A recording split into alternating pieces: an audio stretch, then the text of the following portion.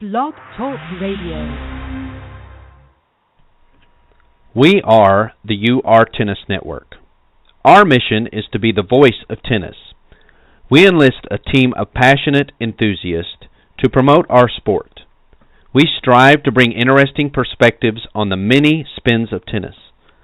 Our goal is to provide the learners of our sport with current news and information from many angles. We seek active participation from communities interested in tennis, but tennis is not interested in them. We are expanding our outreach. Tennis is a true lifetime sport that needs to be talked about, and the UR Tennis Network pledges to pursue this idea relentlessly. Good morning and welcome to the Parenting Aces radio show on Blog Talk Radio's UR Tennis Network. I'm your host, Lisa Stone, coming at you live from Marietta, Georgia. I know it's been a while since I've broadcast from home, but I'm back. I am in town for the next several weeks, and it's been a crazy few weeks here with all my travels, but I've enjoyed every second of it. And I hope you've enjoyed the shows. Last week we had a little snafu with our guest. I still haven't heard from him, so I'm not sure what's going on there, but I am hoping to reschedule Steve Whelan for a future date.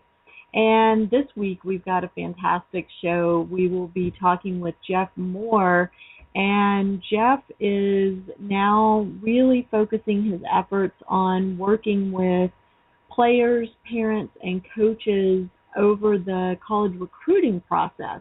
And just to give you a little bit of background on Jeff before I bring him on the air, Jeff was the women's tennis coach at the University of Texas for 23 years. During his tenure there, they won 2 NCAA championships and were in 2 additional NCAA finals. They were in the Final Four 3 times, reached the Elite 8 3 times, and won 18 conference titles. So I would say Jeff has had a very successful college coaching career. He's a member of the Longhorn Hall of Honor and the Texas Tennis Hall of Fame and has been named National Coach of the Year and Conference Coach of the Year 10 different times. He was also the chair of the NCAA Men's and Women's Tennis Committee and part of the board of directors for the ITA, the Intercollegiate Tennis Association. So he really has a lot of experience in the college coaching world. He's now, as I mentioned, working with players, with parents, with coaches across all sports to develop leaders through sports. And lately he's been kind of centered around helping families identify what to look for during the college recruiting process, and not just the families but also the coaches.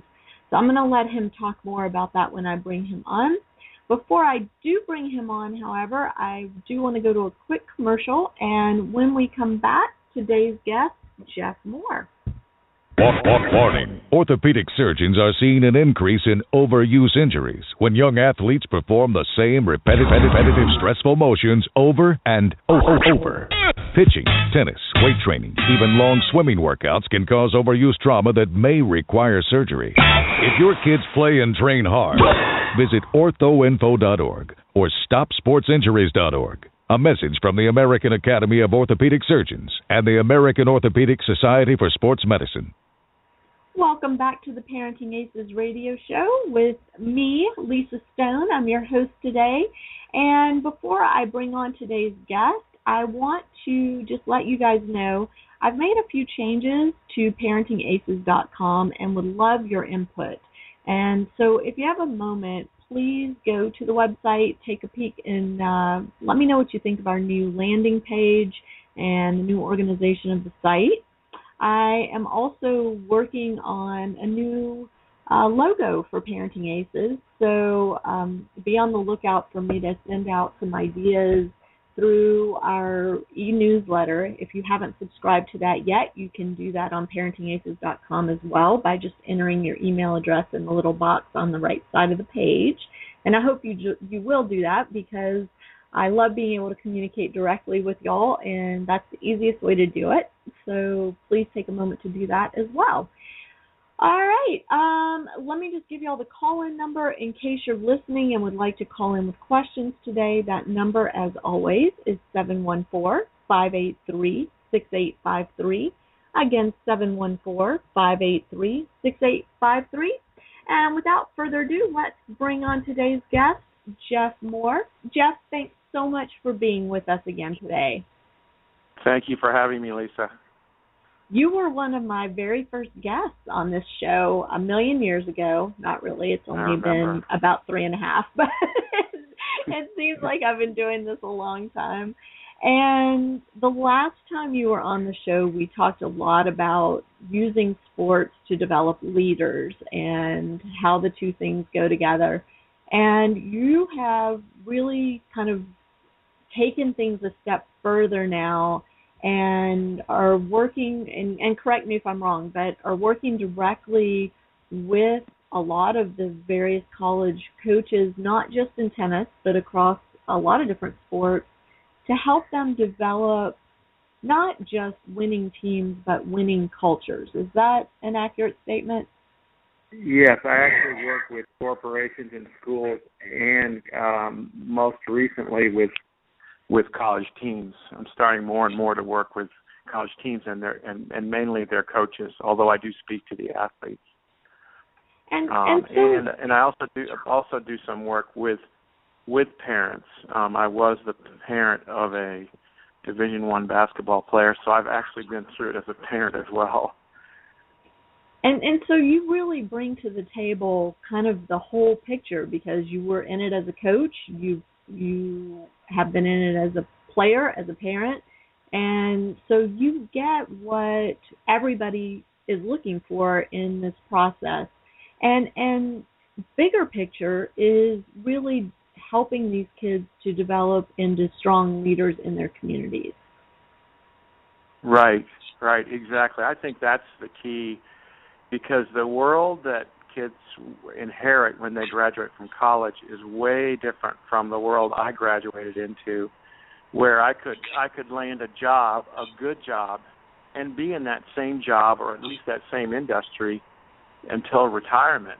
Today, even if a young person lands a good first job, they can expect to have between 15 and 25 jobs during their careers. Wow. So it's become an ultra-competitive world. I mean, the world is basically, we used to say the only constant is change. Now you'd have to say the only constant is exponential change, because it's rapid and it's disruptive.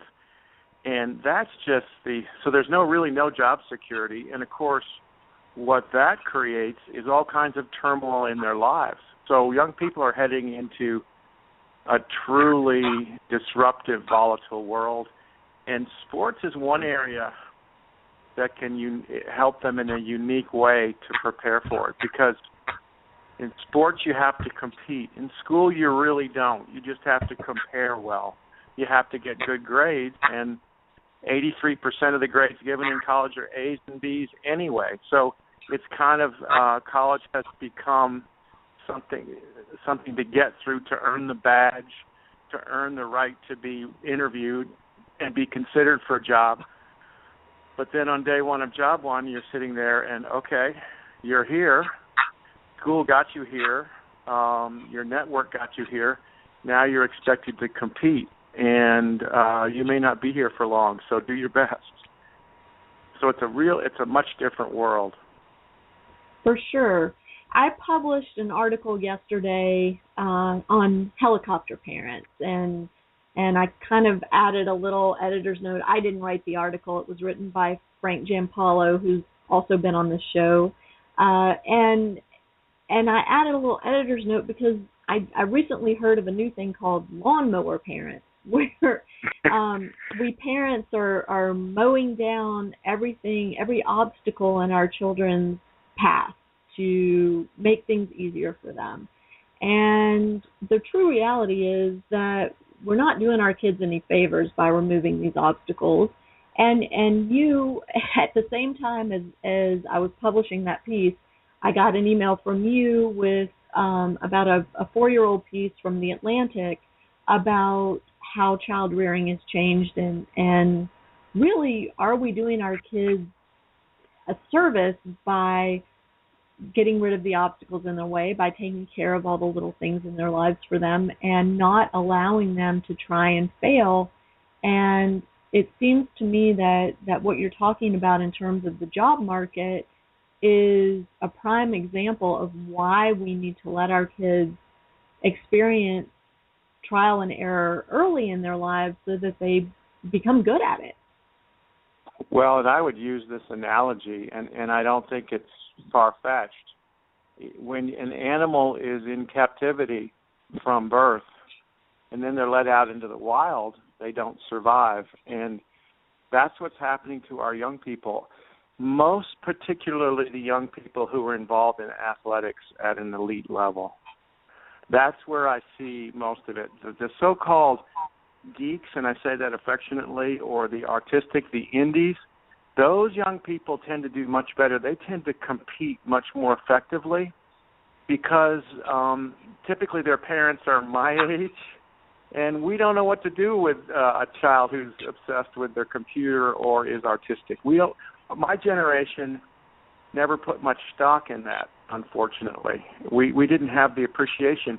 Now what those people are doing is the key to success. But more importantly, it's their own from the minute they take it on as a passion. Whereas in sports, as you just pointed out, and I've actually heard the term bulldozer parents, it's basically a station-to-station experience, and the kids are stage managed. So again, when they graduate from college, if they play all the way through college sports, they're typically being released out of captivity into the real world. And this creates real problems for college coaches as well, because they're having to take these dedicated animals into the wild. Right. And that kind of contradicts what I've always thought about sports, which is that it creates these independent, self-sufficient, problem-solving kids. And you're saying maybe that's not really the case. Well, it's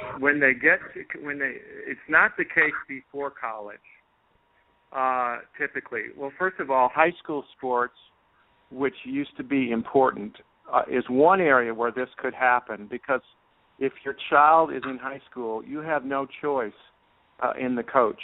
Your child is stuck with that coach. So the child has to learn to cope with that, and for better or worse. Whereas now high school has been so diminished, the importance of it. Now it's all about outside sports, which is totally controlled by the parents. So what happens is when college coaches are recruiting kids, I remember when I used to recruit, when I started my career and into the 90s, the recruit would say to me, I'm pretty good, but I need to get better. Can you help me get better? And can I have a key to the courts in case I want to practice other times? And that conversation changed to, I'm pretty good. What are you going to do to get me to the pros? What gear do we wear? And how long do we practice? And that's if the child was even permitted to talk over the parents. So you go from just dealing with the child and meeting the parents to basically dealing with the parents, and the child is sort of there just to prove that he's alive and well, and he's in witness protection. So, and I'm being sarcastic, but college coaches basically, in order to be successful in college, everybody's talented, and they're evaluated on one number. Even in a sport like tennis, how close does their team finish to number one? Whether it's conference or nationally. That's what and so they have all these talented kids, and they have to get better. And in order to get better, you have to suffer in practice. You have to undergo change. And to that point, most kids have not had to undergo change. They have not had to suffer, because when things don't go well, you just change coaches. Now, I've heard a lot of talk situation. about that. Do you really believe that's as widespread as we're hearing? Well, it's either I don't know how widespread it is, but even if a child stays with the same coach, typically the coach is paid by the parents, and it's a business.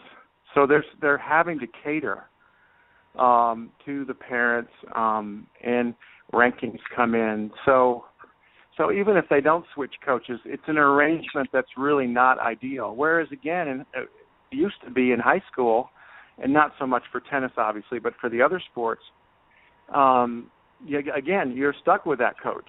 And the coaches, therefore, felt valued, so there were many more good ones in high school. Today, the poor high school coaches in most sports are just beaten down. When I speak to them, they're just completely beaten down by parents and by the outside sports constantly taking their kids away. So the real place where they used to get an education has been taken over by the select, and I put that in quotes, sports. Interesting. Yeah. And then you get the whole issue of in tennis, the academies, or in AAU. My son was a basketball player, and I coached his AAU team. You've got these rivalries between academies, or in the case of basketball, between AAU organizations, which further sort of isolates them. So, and the specialization, of course, is an issue, which is why we have more injuries, and why I don't think Americans are as good athletically as we used to be. We're bigger, stronger, faster. I think that's one reason you see more concussions, certainly more injuries in general. And we don't see the athleticism because back in the day, we went out barefoot and played on our own and rolled and tumbled. And now strength coaches are having to do what's called functional training. Well, functional training used to be kids playing on their own, and then when they got to a strength coach in the 9th grade or whatever, they didn't need functional training. They just needed to build power. They already had that athleticism. Now strength coaches, even in college, are having to do rolls and tumbles and things that the kids never learned when they were younger. Interesting.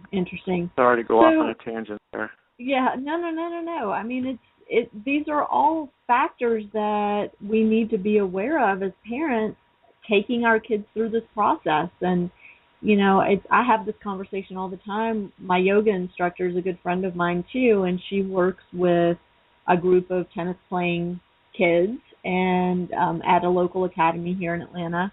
And she talks to me about the exact same things you're saying, that it's unbelievable that these kids at age 12, 13, 14 can't perform basic movements, and she's having to retrain them on which muscles to use to do, just basic things like push-ups and crunches and balance and things like that. So it's very interesting.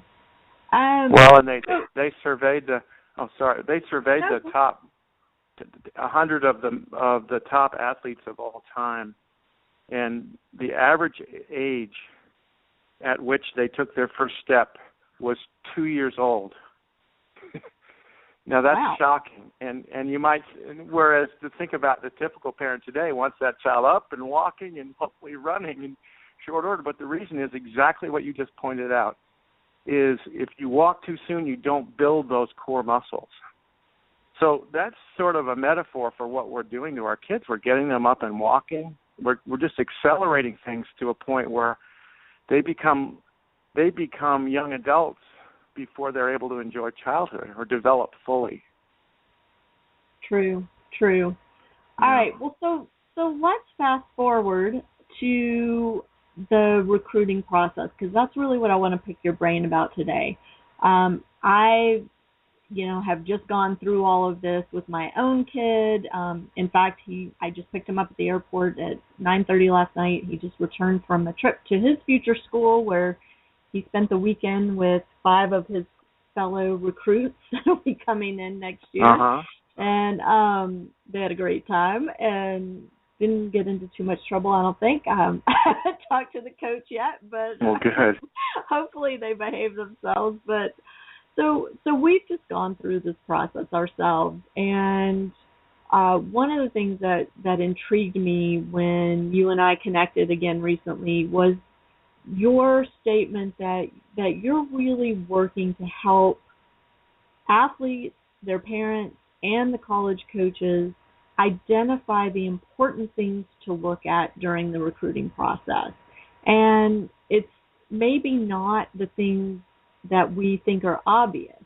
So I'd like you to talk a little bit about that, the things that you've identified that really do make the difference during recruiting from all perspectives. So what the coaches are looking at, what the parents should be looking at, if anything, maybe we just need to stay home, and what the players should be looking at.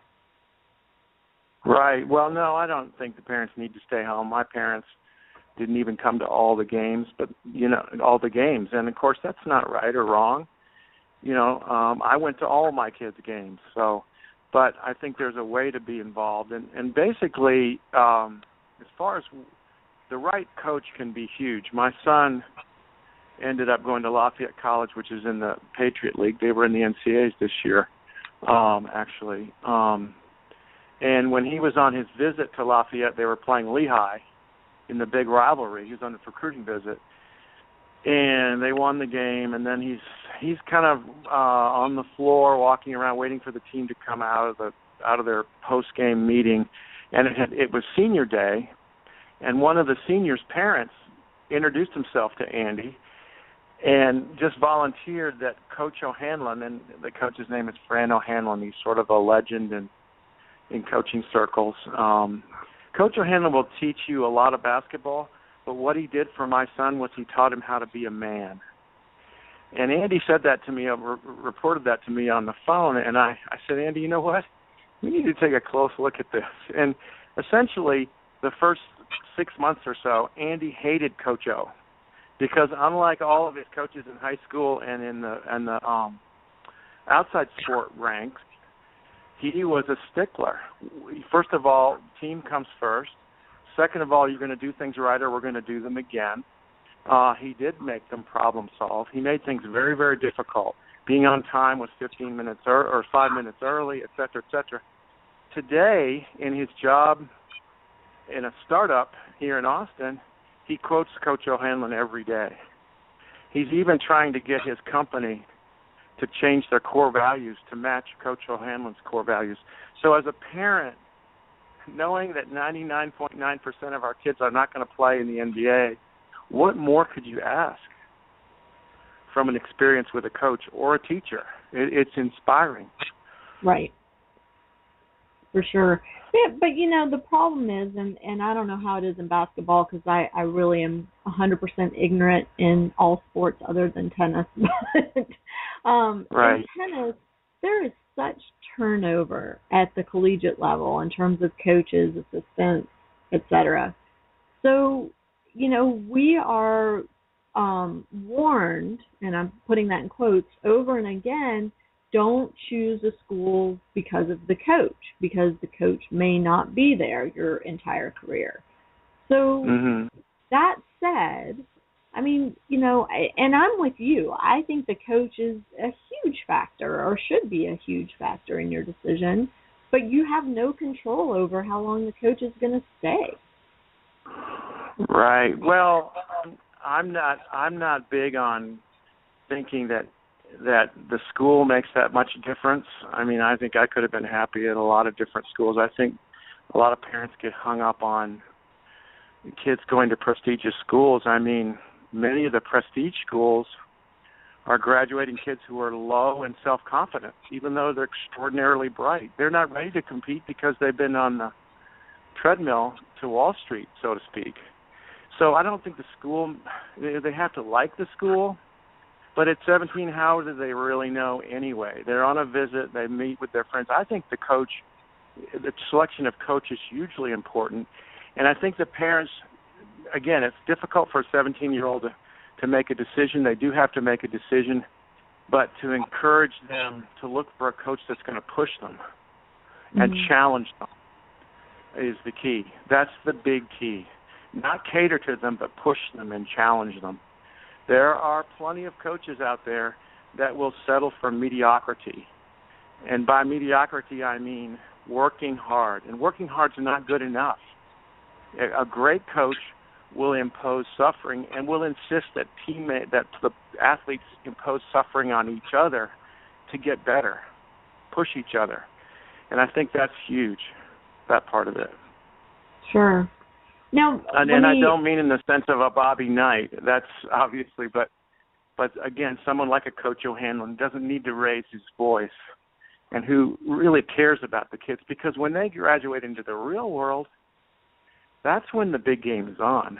I mean, you know, even if you play in the football or in the basketball national championships, Duke against Wisconsin, that's not nearly as big a game as you're going to be in the real world, because then then the rubber hits the road and things change drastically on a daily basis. And there's no one there to really, as you know, there's no one there to pat you on the back and give you a second chance, or get you with a tutor, or let's just do a lesson and fix it. I mean, it's like you have to produce. You have to compete. So Sure. I think a college coach can make a huge difference in someone's life, as can a great teacher. Sure. So I sent you the article that I wrote for Huffington Post, and you emailed me back about that, my good job article. And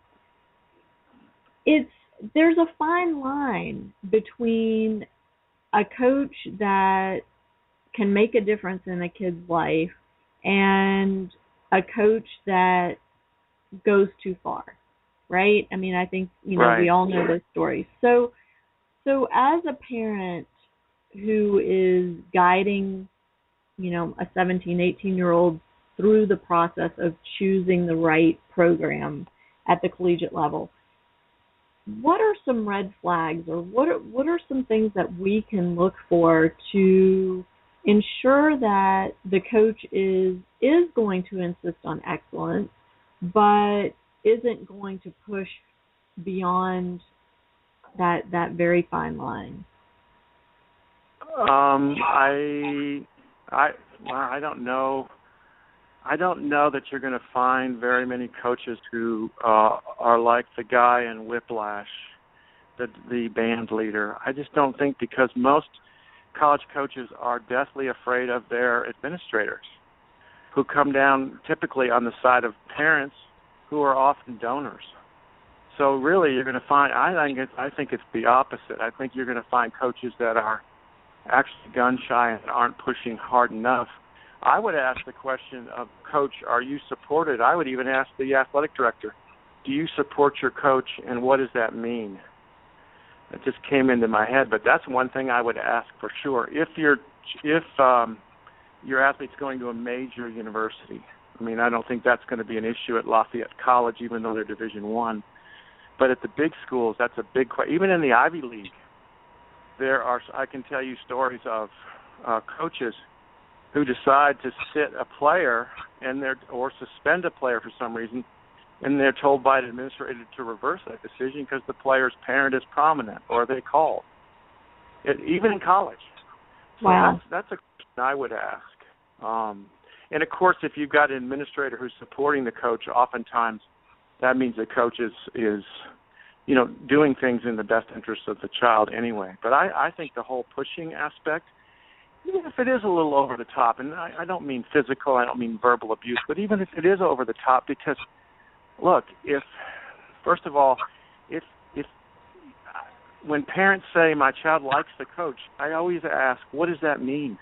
I never liked my coach. I respected my coach, and I grew to appreciate what he did for me over time. But I didn't like my coach. Coach is not supposed to be nice. That goes counter to getting better. You can't get better if there's no tension. There has to be tension, but that tension has to be there with the notion on everyone's parts that it's in the best interests of the athlete, all the way around, always. And you'll get that sense in a coach. Okay. And so from the coach's side, what, in your experience, are are the good coaches looking for when they bring an athlete in? They're looking for someone. I think hard work is really overrated. They're getting kids that will spend hours on the court and hit a million balls and break a sweat. But hard work, at the highest levels, hard work is really overrated. Hard work is what my wife does at the gym to work out. What I do when I work out. I work out really hard for 30 minutes or an hour or whatever it is. That's what hard work is. In college, it's about getting better. It's about competing. There's a scoreboard. And so I think it has more to do with the coaches is being willing to suffer, and that's what the coaches are looking for. And what does that mean specifically? Give me an example. What that means is, for instance, and this is the way I coached, instead of hitting 100 serves, 10 to each corner, you're going to hit a certain target that's much wider than that, and I'm going to make you move. I'm going to make you stretch as far as I can. I'm not just going to hit bunches of shots, repetitions, and run a lot, and then come back the next day and be ready to do the same thing. I'm going to be put in situations where I have to solve a problem, and I have to adjust. So the coach will typically impose a drill, whether it's basketball or lacrosse or tennis. A really good college coach will put a drill where you have to solve the problem. For instance, Gino Ariema, of the Connecticut women's coach, his team was furious at him because he did scrimmages where 4 people were told to cover 5. And they're just going nuts. And he said, figure it out. He said, and so that sort of scenario, so that they have to adjust. Or I would insist, in tennis, for instance, that if we're playing in practice, I would want a good coach would tell me to make you suffer as much as possible. What that means is if we're both in the back, I'm going to push you back. I'm not just going to hit the ball deep and hit nice, pretty balls. I'm going to push you back with penetrating balls. Then I'm going to get a ball that's a little shorter. Instead of doing what most American players do and hit the ball as hard as I can to the deep corner, I'm going to take a little off and spin. I'm going to move you like Nadal and Djokovic and Federer do. I'm going to make you suffer. I'm going to make you move. Then it's going to come a little shorter. Then I'm going to attack. So I'm always looking for ways to win the point by making you suffer. And if I have that attitude, pretty soon I'm not getting it back from you, I'm going to have to say, Lisa, where's my suffering? I'm not getting better. You're not pushing me. So it's a combination of teammates pushing, imposing that on each other, and the coach setting up practice to bring that out. Agassi and Federer have both said, I'm not thinking about how I hit the ball, not thinking about where I hit it. I'm thinking about making the other person suffer. And that's what great competitors do, in essence. They make their opponents uncomfortable. And in sports, you practice 80 to 85% of the time. It's not like the real world. In a real job, you don't practice 80% of the time. You're lucky if you practice 5%. So practice is huge, and that's what it should center around. What it typically centers around now is just the physical aspect. Lots of balls. And then we play a set. And then we'll go run. And there's just not much going on. And that's why in America sports has fallen behind so badly, when we don't play each other. Interesting. So your point is that a good coach is going to figure out a way for everybody during practice to push each other and find a way to draw the best out of each other.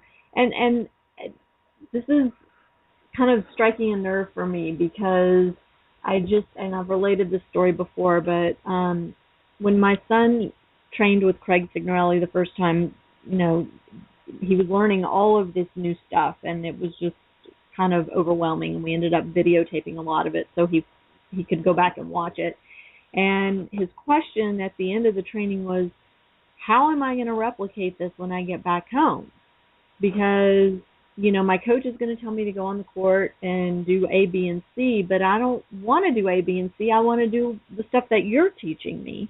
And Craig's response was, you have to find a way to incorporate the lessons that you're learning with me into everything you do back home. So if your coach tells you to go on the court and hit cross-court forehands, well, there's nothing to say you can't hit cross-court forehands from the backhand corner.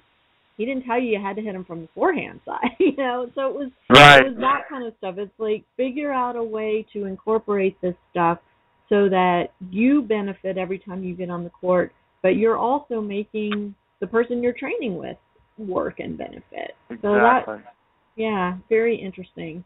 And there's no such thing as cross-court forehands in a point anyway.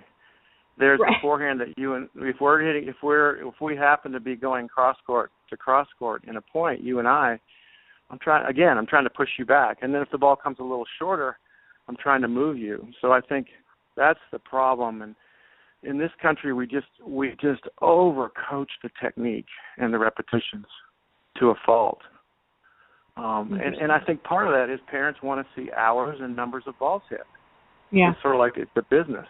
And that's not how you learn how to play.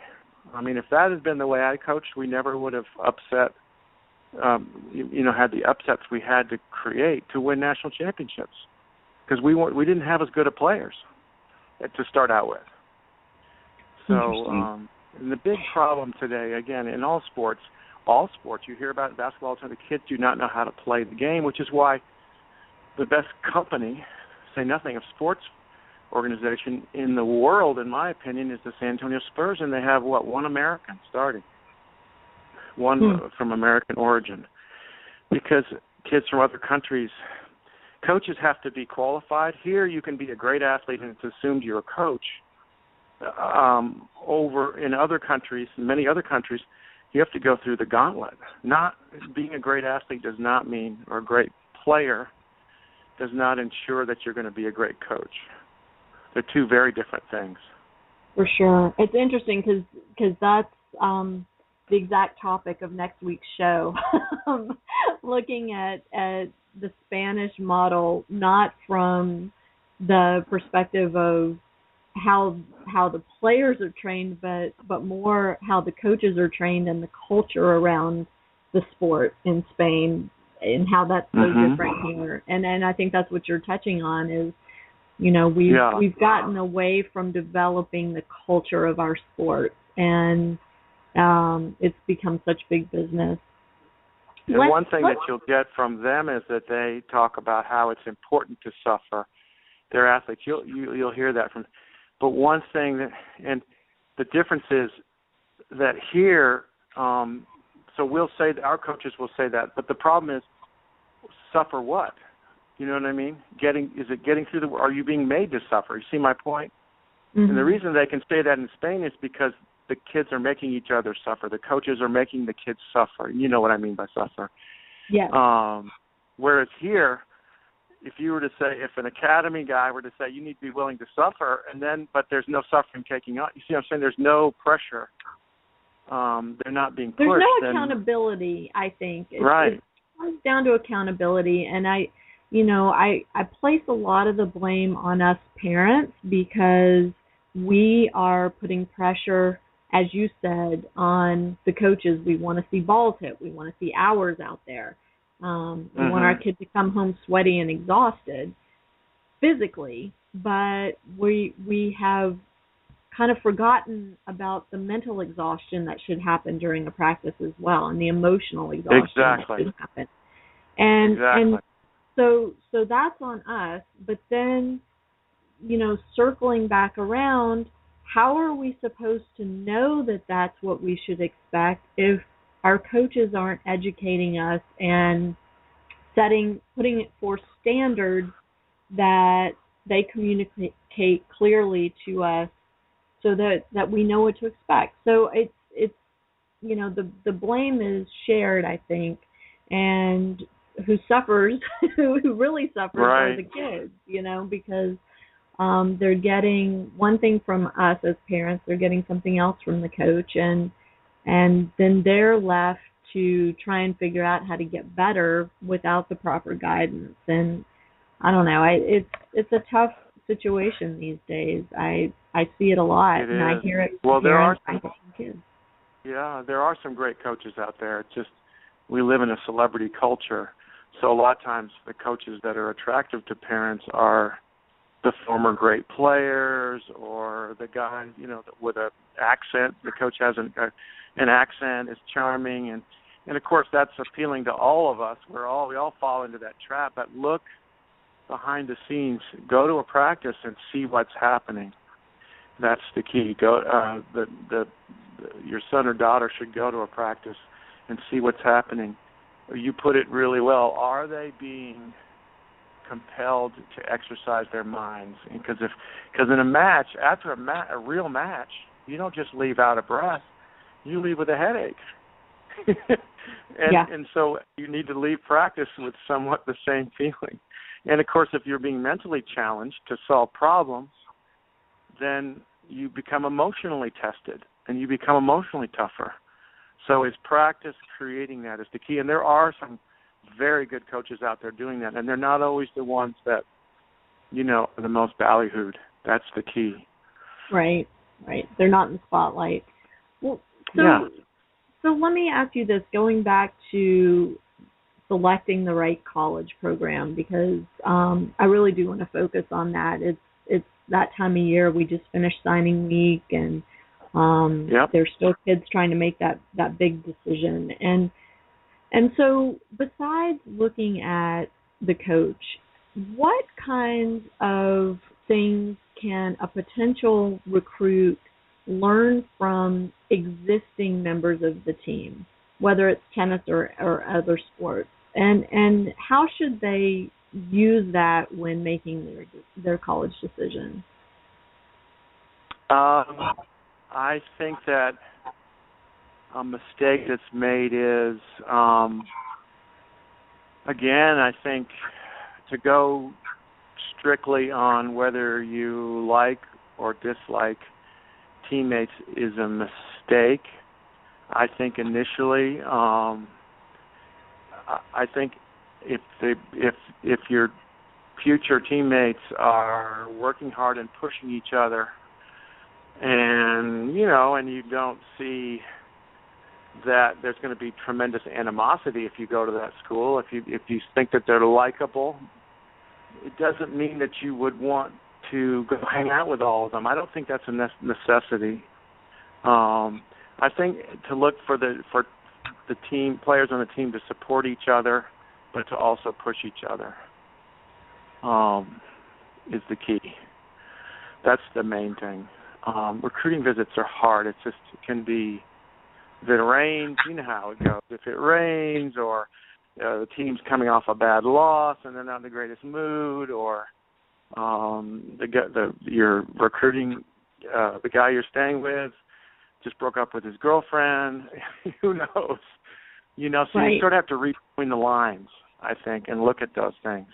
Because on my very best teams, when their goal was to get along during practice, which is when sports teams work, those are our working hours, we always underachieved if that was their main goal.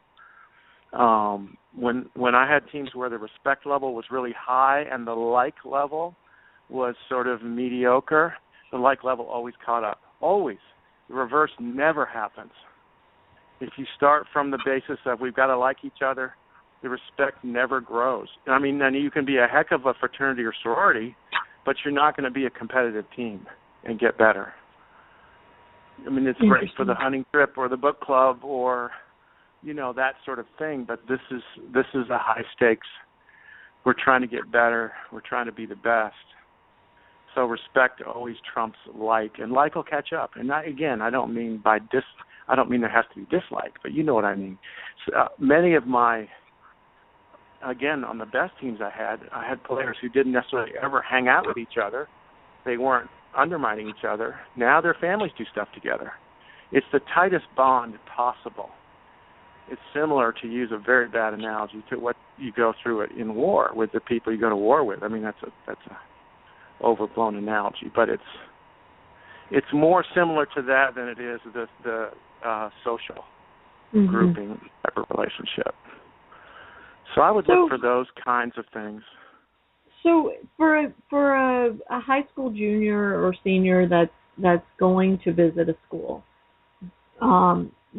we always hear, have a list of questions to ask when you get there. Questions of the coach, questions of the other players.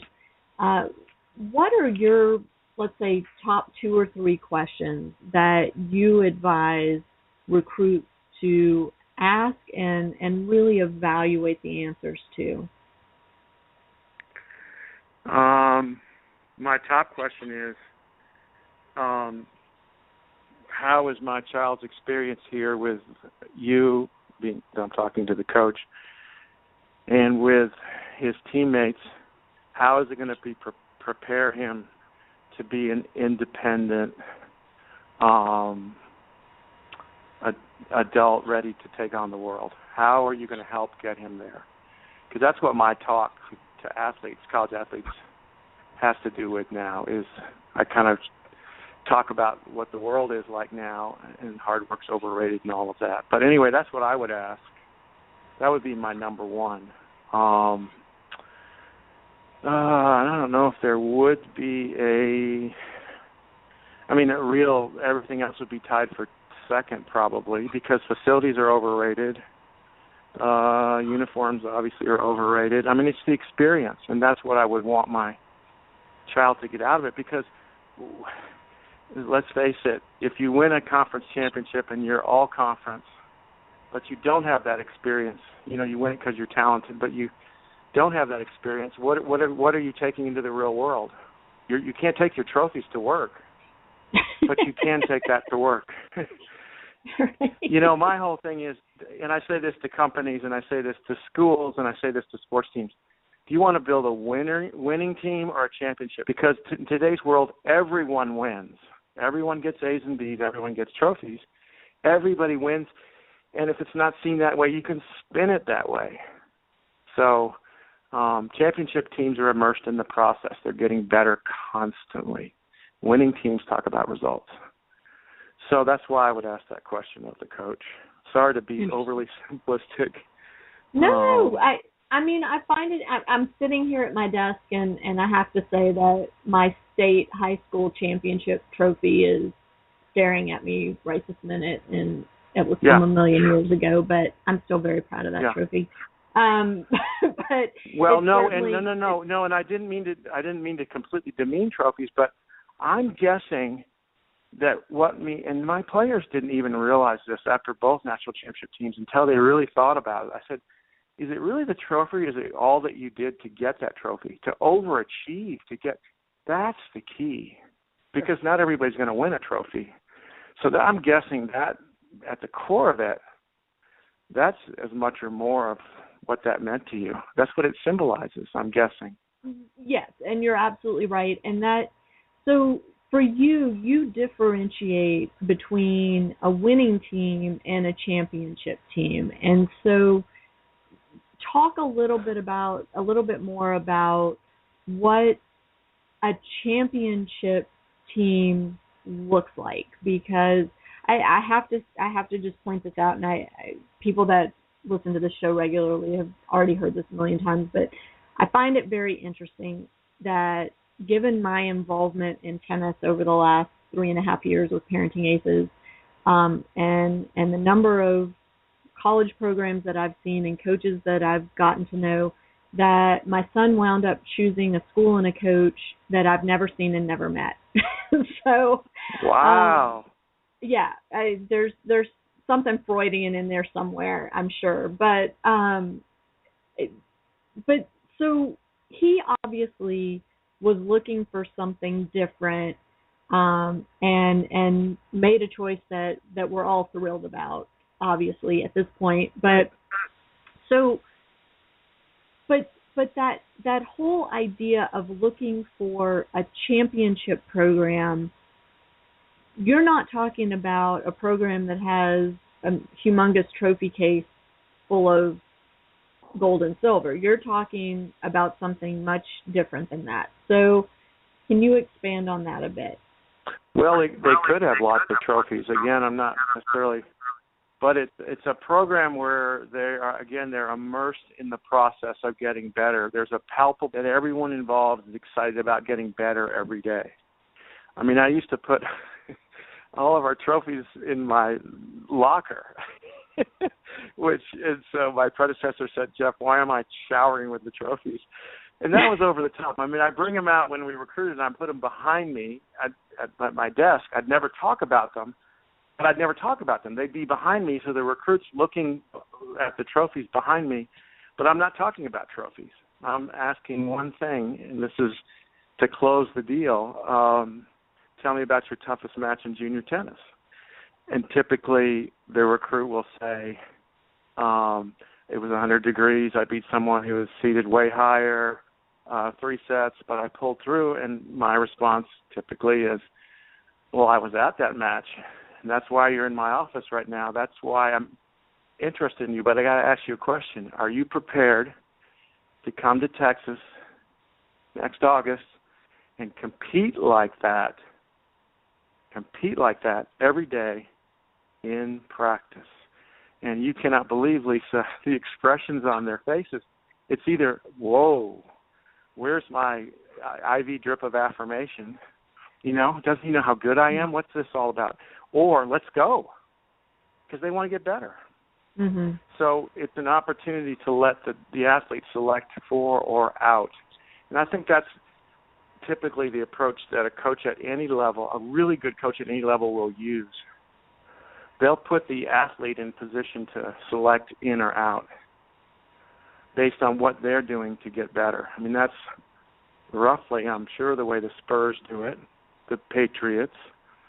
They don't have superstars, so to speak, and they're always focused on the process, almost to a fault sometimes. Of course, that's driven by wanting to win, but you have to compete to overachieve and win. You have to compete every day. You're only playing matches or games 15% of the time. So why wait till the games? A great coach looks forward to practice. Loves practice. Interesting. To sort of try to tease out. And practice isn't just hitting balls. Practice is...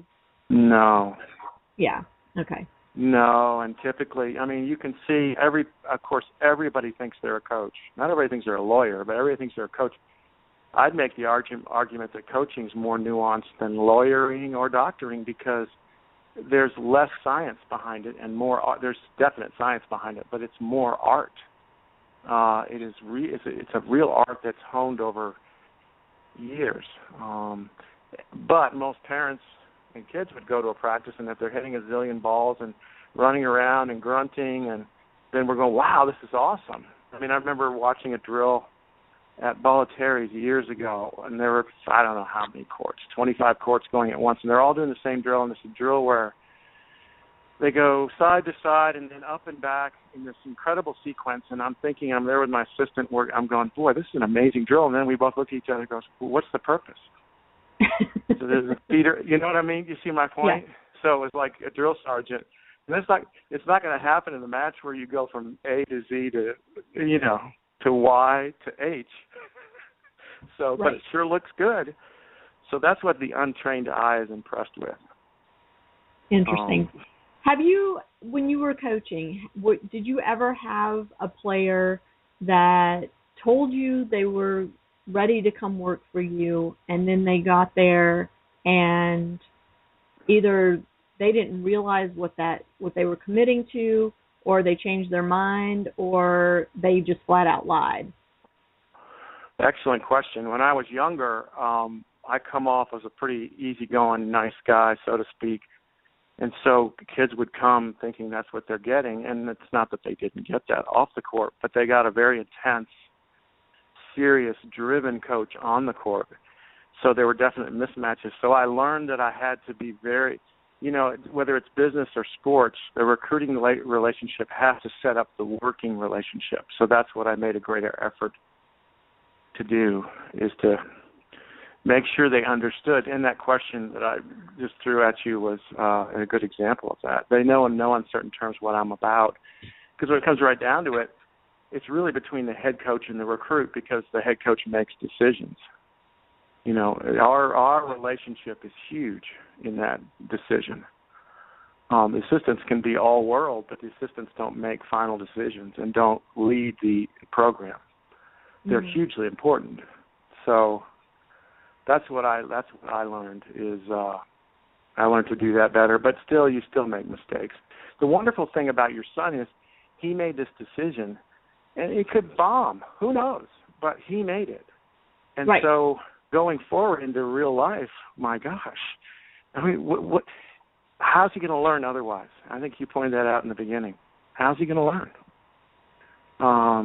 You know, and another thing I caution parents is, because I've been an athletic director at high school and middle school levels too, and parents go, well, we don't, my child doesn't like the coach, well, or doesn't think they're playing time. Well, then your child should go talk to the coach. In other words, send the child right. And in that effort, they're not going to hear what they want to hear, but they're going to develop a relationship because they've initiated with that coach that they didn't have before. So those are other things parents could, if things don't go right at college, they can emphasize that. Turn the child right back to go talk to the coach. And if the child wants to transfer, that's his decision. The more parents get involved, the worse, unless there's a serious abuse issue. Right. But the results, how well they play, what position they play in the team, how well the team does, is not going to have much impact on their adult life. What is going to have an impact is the experience they have, whether they win a championship or not. Just huge. And I say all that, it's so easy to say if you're not a parent from someone on the outside, but I've been through it, and I've made some of the mistakes that many parents today make. We all do. We're human. We're different animals sometimes than we are on the job. We do things we wouldn't do otherwise because it's our own flesh and blood. So it's hard, but it's very, very important to approach it that way. Yeah, you've shared some really interesting insights and perspectives today, and I really appreciate it. I hope my listeners have learned something too today. I think we all, nobody will ever say a parent's intentions aren't good. I think if you say that, you're really mistaken. I think it's, a minuscule percentile of parents out there who don't act with the best of intentions for their children. We, like you said, we're human. We make mistakes, but it's not that we're intending to mess up. We really are setting out to do the right thing by our kids. And it's a lesson that I have to remind myself of on a regular basis that, I'm gonna mess up. I have messed up repeatedly. I have 3 kids. They will all tell you stories of ways that I've messed up. So that's okay. What's not okay is to mess up and not learn something. And so I think the fact that you can share your experiences both from the coaching side and the parent side is really helpful. And I hope I'm doing the same now, being on the back end of all of this, that, I can share my experiences, and these are things I did well, and these are things I really screwed up on. Yes.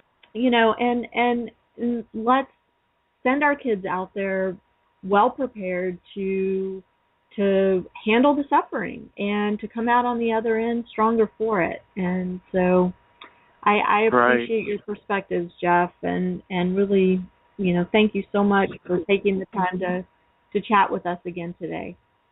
No, I appreciate you having me. I enjoyed it. Thanks, Lisa. Thank you. And to my listeners, please be sure to check out the website and give me some feedback on the new front page. I'd love to hear what you think. And keep an eye out for the new logo, hopefully coming soon. I'm waiting to get some news from the designer. And any thoughts you guys have to share with me, you know how to reach me. Lisa at ParentingAces.com is the easiest. My phone number, all my contact information is on the About Lisa tab on ParentingAces.com.